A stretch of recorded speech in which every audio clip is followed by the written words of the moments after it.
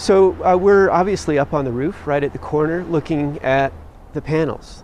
And just to share with you the view, solar panels being so fashionable, we went with the flat panels instead of an evacuated tube design, just because these actually perform quite well. They're very durable, and the evacuated tubes are pricey.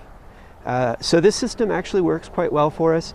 And what you can see is that the back row has been elevated.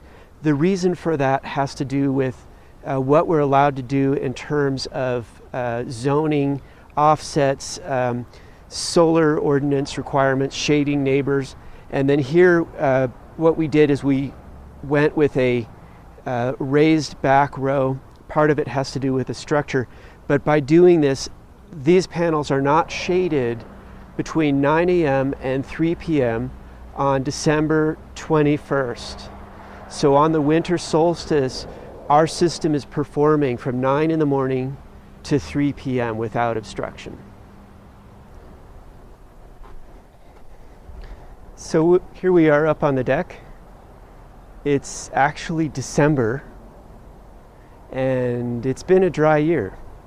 There's a fire up in Estes Park, and so the idea of building buildings that are ready for this changing world just looks smarter and smarter. So what you can see is the dormer that's collecting 10% of the heating load of the building. Just these windows that you can see, these south-facing windows with the overhang, the hard coat low E, and it performs magnificently. The deck is basically a 40-year material. It's a Trex material. Cayenne is the color. Basically, it's a zero maintenance deck. This is the maximum width the city would give us because of our zoning restrictions. And you can see what we call red rocks up there that's catching just a little bit of sun. And as we pan around, you'll see the view we have. It's a gorgeous view. We're right at the mouth of the canyon. Our neighbor, the HVAC company that does a lot of sheet metal work. Maybe we can pan the camera around and show people what's here from the top.